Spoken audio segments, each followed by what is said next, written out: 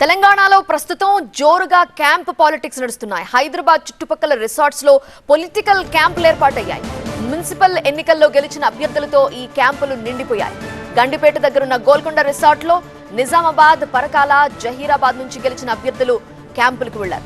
వరంగల్, కరీంనగర్, విజయవాడ హైవేలో ఉన్న రిసార్ట్లు కూడా ఫుల్ అయిపోయాయి. ఫలితాలు వెలువడిన వెంటనే ప్రత్యేక బస్సుల్లో అభ్యర్థుల్ని పార్టీలు తరలించాయి. మరొక 3 రోజుల వరకు రిసార్ట్లోనే అభ్యర్థులుంటారు. హంగ్ ఏర్పడిన స్థానాల్లో మెజారిటీని దక్కించుకునేందుకు ఇండిపెండెంట్లను తమ వైపు తిప్పుకునే ప్రయత్నాలు సాగుతున్నాయి.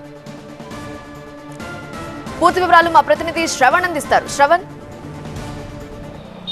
మున్సిపల్ ఎన్నికల తర్వాత ఫలితాలు వెలువడిన తర్వాత హైదరాబాద్ చుట్టుపక్కల ఉన్న రిసార్ట్స్లన్నీ కూడా పొలిటికల్ క్యాంపు కార్యాలయాలుగా మారిపోయిన సిచ్యువేషన్. ఎందుకంటే చాలా ప్రాంతాల్లో హంగే వచ్చింది. హంగ్ ఏర్పడిన తర్వాత మెజార్టీని దక్కించుకునేందుకు పూర్తిగా రాష్ట్ర వ్యాప్తంగా ఎక్కడైతే హంగ్ ఉందో హంగ్ ఉన్న ప్రాంతాల నుంచి పూర్తిగా కూడా వాళ్ళని హైదరాబాద్కి తీసుకొచ్చి పొలిటికల్ క్యాంపులు నడుపుతున్న సిచ్యువేషన్ ఉంది. ప్రస్తుతం మనం గోల్కొండ రిసార్ట్స్ దగ్గర ఉన్నాము. కొంతమంది ఉన్నారు. అన్న, ఎక్కడి నుంచి వచ్చారన్న? మేము జైరాబాద్ నుంచి వచ్చాము. ఓకే, జైరాబాద్ నుంచి వచ్చారు. ఎంతమంది వచ్చారండి? మా క్యాండిడేట్లు 20 మంది ఉన్నారు. మేము 60 మంది దాకా ఉన్నాం. అందరు నాయకులు, సపోర్టర్స్. జైరాబాద్లో హంగ్ వచ్చింది కదా? అవును, జైరాబాద్లో హంగ్ వచ్చింది. ఓకే, ఏ పార్టీకి ఎన్ని వచ్చినాయి అన్న? జైరాబాద్లో మొత్తం 37 కౌన్సిలర్ ఇది ఉంటాయి.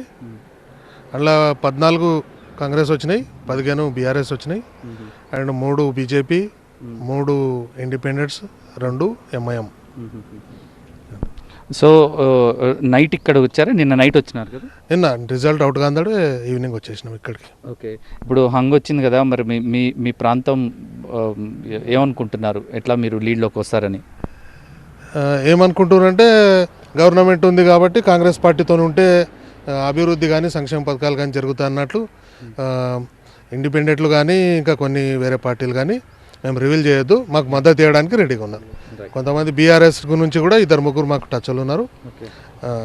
గైరాజర్ అయ్యి వాళ్ళు మాకు మద్దతు తెలుపుతున్నారు. సో ఇది ఓవరాల్గా పరిస్థితి.